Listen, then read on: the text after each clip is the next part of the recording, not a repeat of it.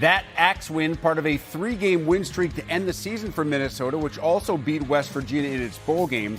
Gophers won 6 conference games and 9 overall despite dealing with major injury issues, especially at running back. The Gophers' recent success, nothing less than historic. Only 4 teams in the past 70 years of Minnesota football have reached the 9-win plateau, and 2 of those 4 have now come under P.J. Fleck, first in 2019 and again last season. Perhaps the most impressive of those campaigns was 2019, when the Gopher offense truly blossomed under OC Kirk Ciarrocca. After leaving the Twin Cities for other opportunities, Ciarrocca is back, reunited with veteran QB Tanner Morgan. Morgan had by far his best year working with Ciarrocca, and Fleck believes they can replicate that success this season. The return of all-everything running back Mo Ibrahim, lost for the season midway through the very first game of 2021, should certainly help.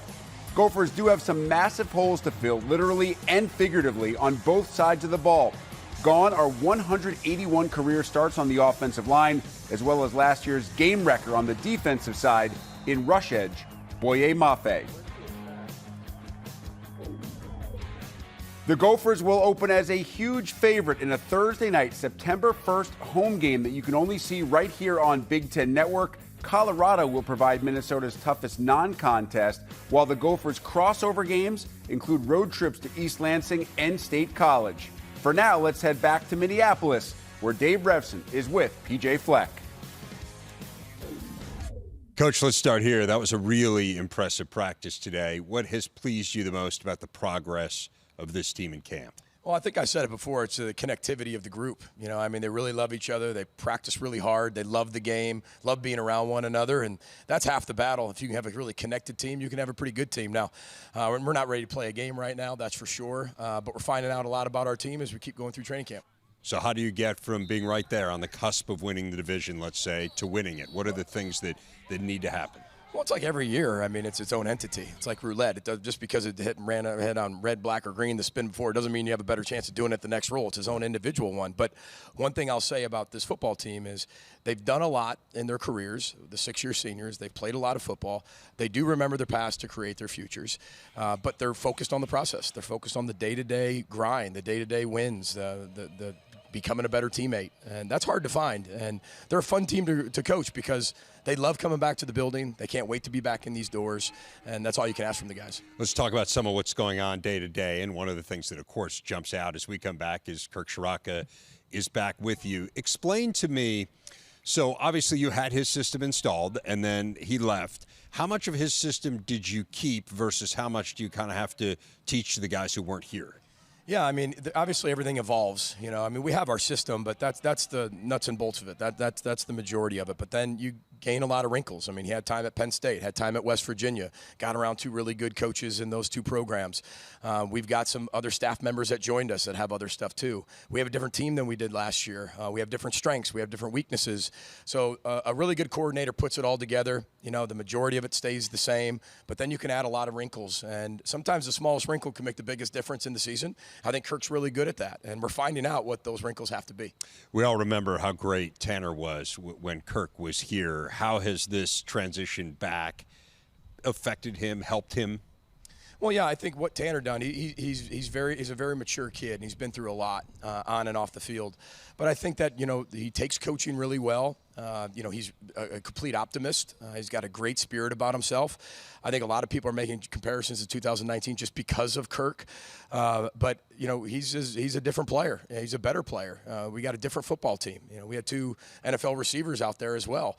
But we have a lot of weapons now that maybe we didn't have back then at different positions. So the fun part is going to see how it all comes together in the next few weeks and as we continue to game plan opponents. Great to see Mo Ibrahim back out there. Give us a sense of his health.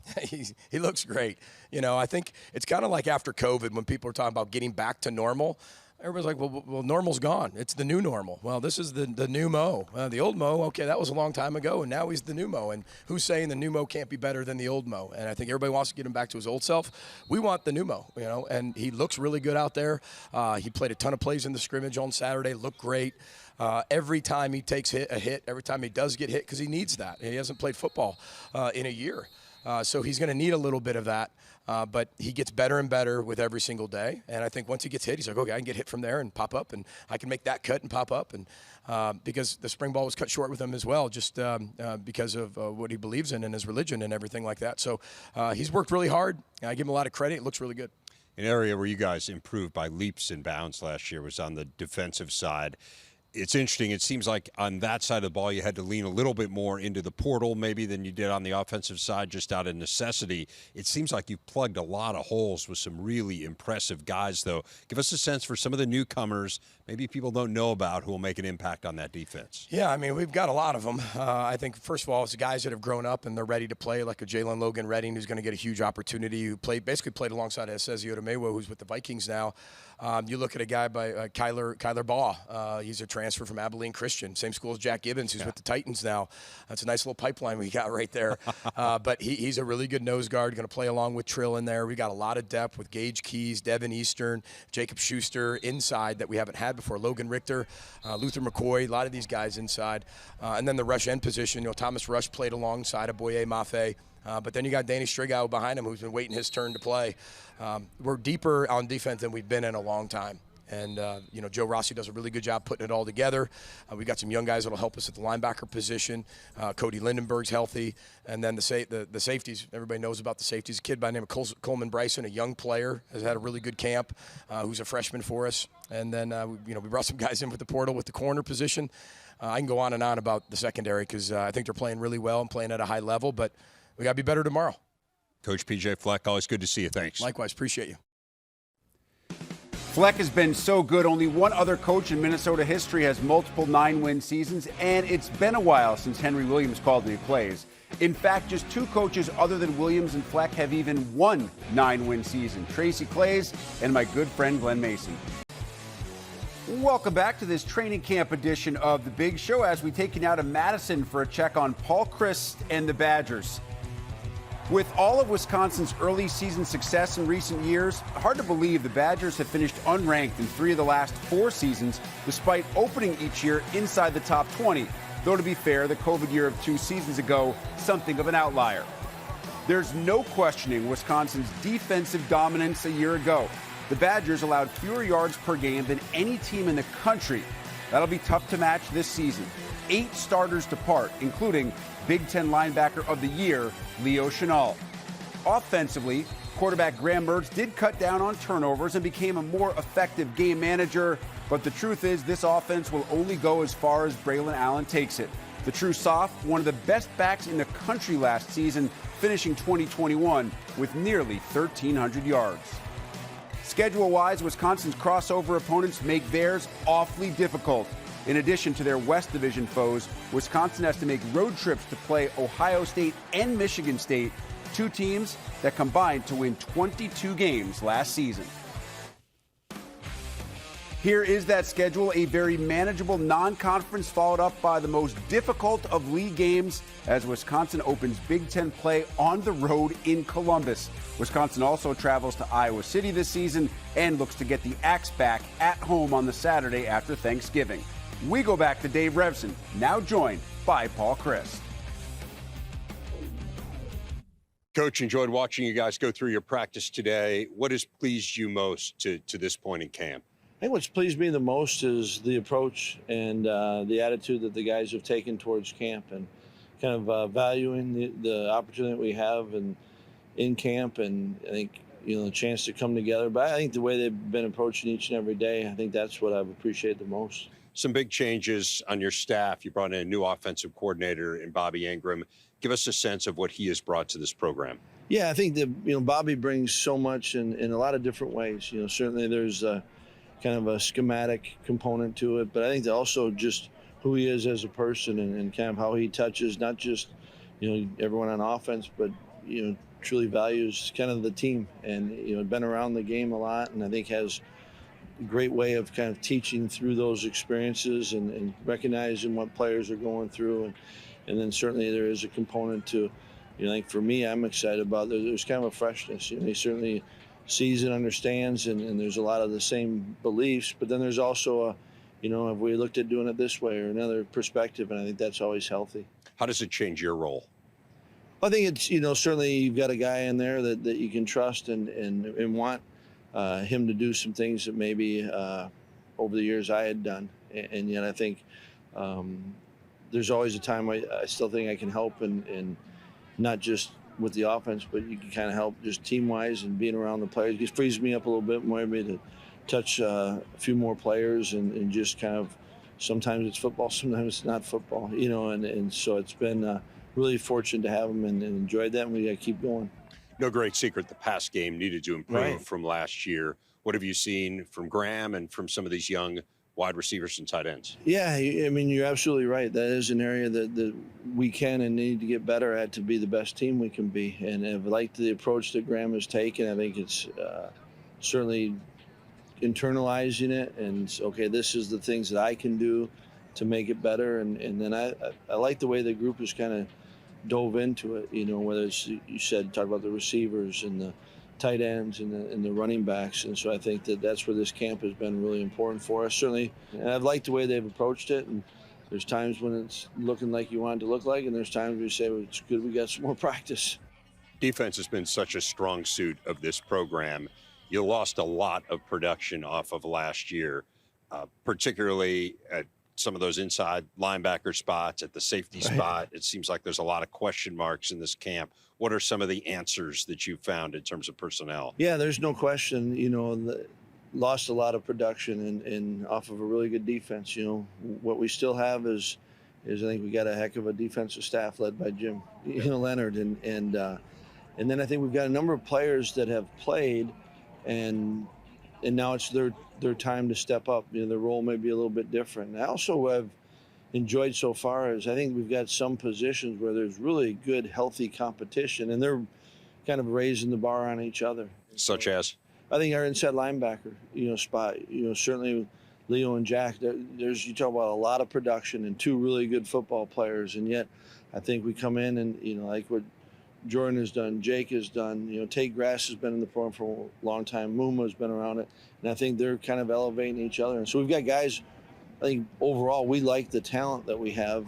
I would never suggest that you take any opponents lightly, Right. but your schedule at the outset last year was really challenging. Right. It's different this year. You start with 3 non-conference games, whereas last year you started with a conference game against a really good opponent right off the bat. You had Notre Dame in there as well.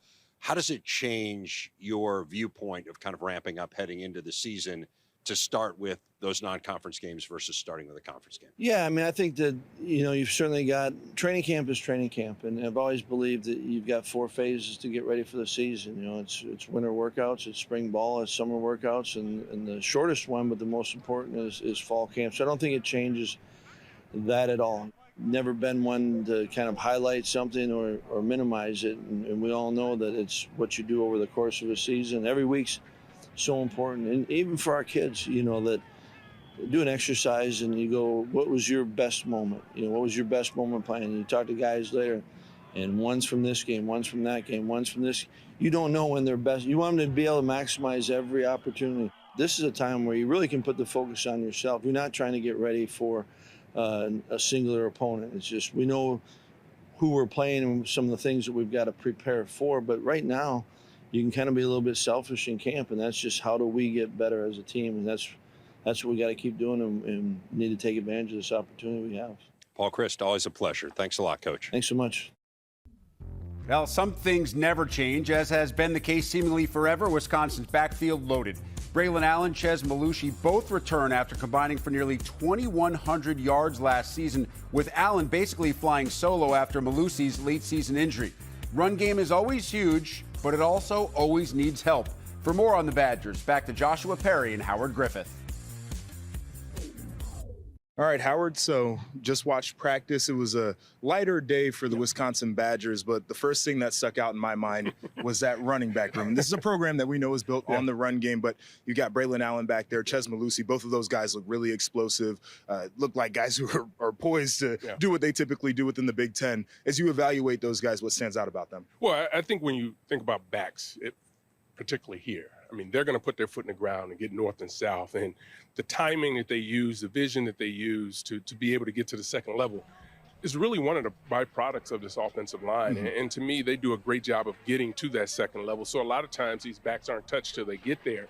So it gives them an opportunity to have a full head of steam and really run through a lot of people. But these are guys that have the speed, get outside. And to me, I think one of the areas where they're continuing to get better is catching the ball out of the backfield. I think they'll be used a lot more in that fashion, the way I think Bobby Engram will call this offense. Yeah, this offense wants to evolve, certainly, and I think it would be beneficial for them to use the backs out of the backfield, especially Malusi. He's a little bit more elusive in that role there, and I think it fits really well. But as we talk about throwing the football, we have to talk about the quarterback position, specifically Graham Mertz, and I thought that there were some plays out there where he put it right on the money. There were some other plays where you expect a little bit more out of a quarterback who's played as many snaps as him. What is going to be the key for him as he heads into the season? I think ultimately it comes down to consistency, right? And talking to the coaches, one of the things that's bad for us sometimes is we only see them for a couple of hours, and it may be great plays that they had in practices before, and we're trying to evaluate them on really the couple hours that we just saw. But as you mentioned, he made some throws, some balls that were also dropped. But at the end of the day, it's about consistency, making sure you take care of the football when you need to and not turn it over in unopportune times. And I think that's going to be the key for him to be able to have the success he wants. The thing that stands out to me is coaching. And I went down and watched the inside linebackers during individual periods, and I watched the outside linebackers as well. And it was a high tempo, it was a high focus type of period. And one of the things about their drill work is it wasn't overly complicated. A lot of times you see the coaches come out here and, you know, they're the clinic experts. And so they have these drills that have a bunch of layers, which are really hard to coach on the field. For this Wisconsin defense, they break everything down to its simplest form. They work on the fundamentals. They can coach it right in the moment. As you saw them today, what was the biggest takeaway? To me, the athleticism that they have. And you mentioned it. You talk about not asking them to do a lot of things, and they're able to really play fast. And I really like when they have the opportunities to go against tackles, sometimes guards. You know, they're always working on their moves because they're going to be rushing. And you don't know whether it's going to be the inside guys coming or the outside guys coming. So all four of those guys have to have the ability to rush the passer and be able to beat offensive linemen and backs, and they really show that. And listen, the names in the production obviously are going to be different, but I should say the production is going to be the same because these guys make plays. They really play with high intensity, and Jim Leonard gets the most out of his players. And you talk about the back end, I think they'll be fine in that area as well. Man, that guy's a unit. He's just so explosive. I can only imagine what it's like for those secondary guys, because it's like probably trying to like hit a brick wall. Bounces off a defender and turns on the burners. He's a freak of nature. Guys just bouncing off him. It's kind of fun to hand it off and then to carry out your fake and look back and just see him just pinballing around all over the place. Bouncing off tacklers, still on his feet. Goodbye, touchdown. Braelon Allen burst onto the scene in 2021 as a true man-child. A 17-year-old freshman, Allen ran for nearly 1,300 yards, the majority coming during a late-season stretch in which he had at least 100 yards in 8 of 9 games, including 7 straight. Now Allen is a known commodity and a marked man, though to hear him explain it, the only number he cares about is in the win column. Most of my goals are team oriented, and there's a lot of things that haven't been done here that I would like to accomplish. We haven't won a Big Ten championship in 10 years, so that's first and foremost is getting us a championship. And obviously, ultimately that'll probably put us in the playoffs to have a chance to play for that national championship. Also, just kind of expanding, what we like to do on offense. Obviously, we want to run the ball. That's just Wisconsin, but being able to take the shots downfield and put up points whenever we feel like it, really, be that explosive offense that we want to be. With those 7 consecutive 100-yard rushing games, Allen joined some halfway decent company in the long and storied history of Wisconsin running backs. Names like Jonathan Taylor, Ron Dane, Melvin Gordon. It's pretty good company for a young man who did all of this before he was old enough to vote. While one of the hallmarks of the Wisconsin staff has been consistency, there is a major offensive change this year as Bobby Engram takes over as OC. Engram, of course, a Penn State legend who spent 14 years as a wideout in the NFL before coaching with the Baltimore Ravens for the last 8 seasons. Here's Engram with Jerry DiNardo. Coach, you played at Penn State. You were with the Baltimore Ravens last year. Why was Wisconsin the perfect fit for you? It was a great fit, number one, because of Paul Chryst. The tradition of Wisconsin football speaks for itself. But, had a chance to work with Paul for 2 years as a wide receivers coach at University of Pittsburgh, and just have a lot of respect for him and the way he runs a program and what he does offensively. And it was a great opportunity for me to come here and be a coordinator. You're coordinating the offense, you're calling the plays, and you're also coaching the quarterbacks. Why is it best to coordinate an offense from coaching the quarterbacks? I think because you can give them the big picture. And they get the full understanding of what you want and how you want to operate offensively. Play action passes, runs, and you're in the room and you're talking about run tracks and footwork, and it's been great. And it's been a lot of fun working with those guys, and they're smart, they work really hard, and you get an opportunity to help put your mark on the team. Graham Mertz is obviously the starter. Tell us about the depth behind him. Yeah, Chase Wolf will be the number 2, and Chase has worked. He's an athletic guy who can move with a strong arm, and he's pushing and he's working real hard. Every day it's just about being better. He's in a competition, but just challenging him to be the best quarterback that he can be each and every day. We got Deacon Hill and Miles Burkett, a couple of young guys that are working hard to get better, and Marshall Howell is a walk-on with some talent. Wisconsin's always been known as a running team, but I think all offensive coaches want to be balanced. Tell us about the depth at wide receiver and how many of those guys do you think will be game ready by first game? Well, that's a great question. I think what I've said early in the spring is we have a young group, but they're really talented. And, I like that, but we just have to coach them on the details and be relentless to make sure they know what they're doing and where they're supposed to be in terms of the timing of the passing game. But, the veteran guy in the room is Chimere Dike. Chim has been great, tough leader. He's a worker, and he's made that journey, and he's made that step to kind of be the guy in that room. Behind him, you have Skylar Bell, Keontez Lewis, and then Marcus Allen. Those will be your top guys. And after that, Dean, Engram, my son, he's working, he's pushing. But we got a couple of young, talented guys that we also like, and Vinny and Chris. So it's a young room, but they're very talented, and the guys are working hard and pushing themselves to get better. Is there one position where you feel you need to improve the depth before the end of camp? Right now, I would, think fullback will probably be that guy. But we just got to be smart with how we do it. We got guys that we're cross training, so we just got to be smart there. But guys are willing to work, and we got enough bodies and enough talent, and to make sure we're practicing the way we need to practice. Just by the nature of the sport, quarterbacks seem to naturally be leaders of the team. How about some guys other than the quarterbacks that you like as leaders on the offense? Wow, I think there's a number of guys, and when I say that, I've talked to a lot of guys on the offense, and the guys named multiple people. So I think you got a lot of guys that we recruited that are leaders. A lot of guys are self-starters. But I think, Joe Tippmann, I think he's a leader on the offense. You look at Beach, if you stay on the offensive line.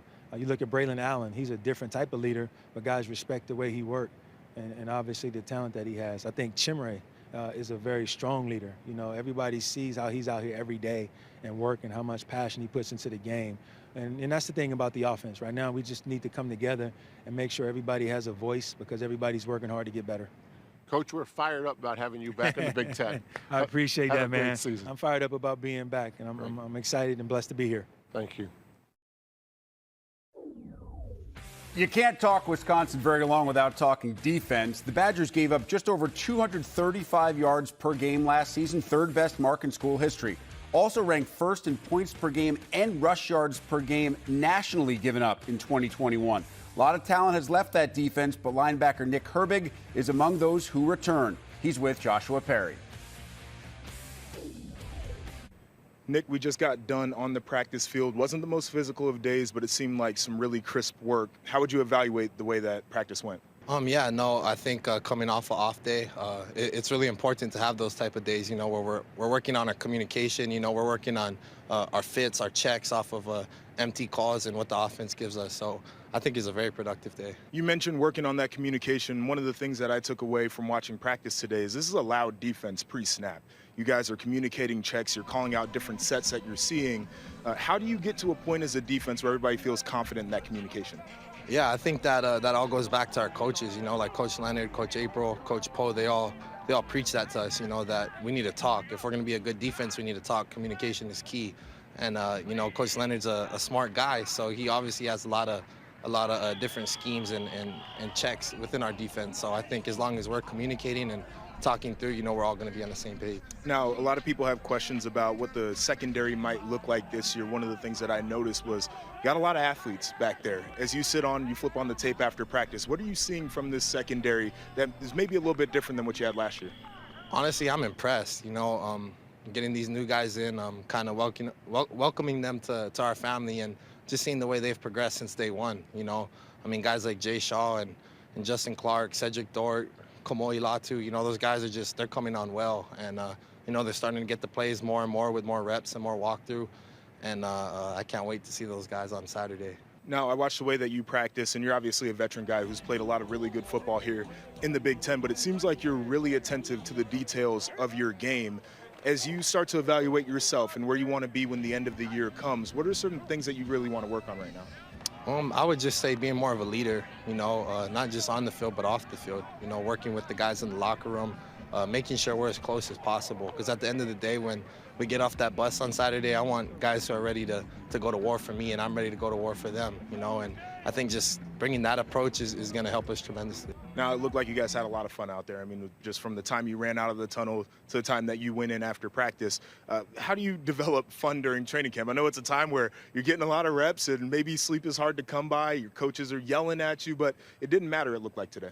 I think it's just kind of that mindset where you got to enjoy every day. You know, you never know when it's your last time putting a helmet on.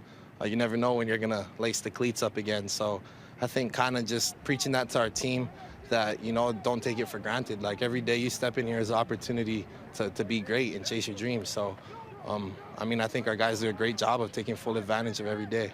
And then I'll get you out of here on this one, but Wisconsin's known for a great run game, and this year we watched the offensive line work, and it seems like those guys are going to be good again. The running back room has two guys at least that are going to be top in the Big Ten.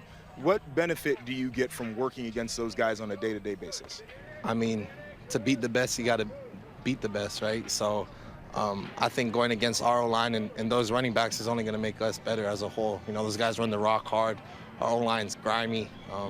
Those guys, they come to play every single day. I mean, just look at who their O-line coach is. You know, Bostad, he's a freak, man, and I wouldn't want anybody else back there coaching those guys up. So I'm just thankful that we have those type of guys to get us better. All right, Nick, appreciate your time. Best of luck this year. Thank you. Minnesota ran the ball on 68% of its snaps a year ago, handing it off more often than any non-service academy in all of football. But 4 starters are gone from the O-line, and Kirk Ciarrocca returns 3 years after developing Tanner Morgan into an all-conference QB. Plus, don't forget Chris Autman-Bell, one of the most productive returning receivers in all the Big Ten, who is now with Howard Griffith. Having Coach Ciarrocca back, running the offense, how things changed for you in that aspect? We got a lot of pressure on ourselves to, you know, be detail-oriented every day, bring the how every day, and just be with each other and be with each other all day. So it's good having him back. He's got us detail-oriented, and he brings that pressure on us, so it's amazing. Having your quarterback back is big for you. How have you watched him grow as a player? 6 years together, really 7 to 8, because we grew up together and, you know, saying have the Western Michigan thing. So, but seeing him just grow each and every year and just taking strides each and every day, I'm excited to see number 2 fly, man. So I'm excited. Well, speaking of Tanner Morgan, Kirk Ciarrocca's impact can't be measured in a vacuum. In 2019, Morgan also had Tyler Johnson and Rashad Bateman on the outside. Still, the QB's numbers have slipped, and now Ciarrocca has a chance to get them back to where they once were. Here's the Minnesota OC with Jerry DiNardo. Coach, as you know, in the coaching profession, we visit other schools during the off season. We study some things, and we bring them back to the program they're working for. You did something a little bit unusual. It's been done before, but not that often. You left. You were gone for 2 years, and then you came back to Minnesota. What makes Minnesota such a good fit for you? Well, I think, first of all, it's a place that I'm really comfortable with the culture and the head coach. The thing is, right, you know, in this business, you take a lot of different jobs, but I know that PJ and I when we work together, it works for us, right? We've had 8 years where we were really successful together. So I know that we can play off of each other. I have a lot of trust in him as the head coach. I think he has a lot of trust in me as the offensive coordinator. So I knew that was going to be a great fit. And then the fact that I knew the older players and I'd coached them, and I think they were excited about me coming back. That also excited me, because when you take a new job, one of the hardest things that you have to do is develop that relationship with the players and that bond and earn that trust, right? Well, I knew I had their trust already and that they were going to help me with the younger players. So that was great too for it. And then the third thing that, as I looked at this job, was that the staff was really my guys, the guys that we had been together with. So again, when you take a new job, it can be really, really hard, because you have to learn those 3 things really about a program. But here I was like, shoot, I already got that taken care of. This is going to be a great fit for me. What were some of the takeaways that you brought back to Minnesota? Yeah, I had a great experience. In my time off, I spent a year at West Virginia in an analyst role. Wonderful people.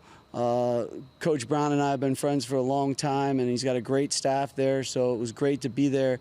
But it was just great for me to watch other people coach and be able to share my opinions about what maybe they were doing. And then I spent a ton of time just studying film, right, and starting to get a feel for what did I want to do to modernize this system that we had built here, right? How did I want to change it? I had some ideas in 2019 when I left here, the things that I wanted to do.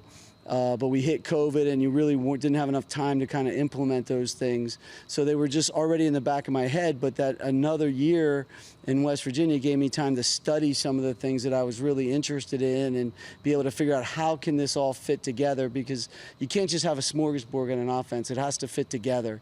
And so it gave me a great chance to be able to look at that stuff, research it, talk to people that were doing it already, and have a really good idea of what I wanted to do. And when I got my next opportunity, I knew the direction that I wanted to go with our system. Let's talk about your offense this year. Right now, what are the strengths of the offense as you're in the middle of camp? Yeah, I would say right now the way I'm looking at it is we're going to be balanced, have the ability to run and pass the ball. And by balanced, I mean that I hope that we're able to, if we need to run the ball for 300 yards in a game, we can. If we need to throw the ball for 300 yards in a game, we can in order to win. So I see that developing for us right now, that I think that we're going to have that balance, but I'm not 100% sure. We're still a work in progress right now. We still got a little bit ways to go here in camp, and we're still developing. Let's talk about your depth of quarterback behind Tana. He obviously is the starter, but how are the younger guys coming along? They're really doing a great job. You could see their growth from spring ball, where they were just kind of playing and their talent would come out and pop up once in a while. They make this great play, this play or that play. But when you're watching the film, I wasn't sure how they got to that receiver, with it. And now they're really starting to understand the game cerebrally, right? They've learned our offense. Now they understand it, and now they're kind of getting to that point where they're trying to master it right now. So I'm really pleased with their development.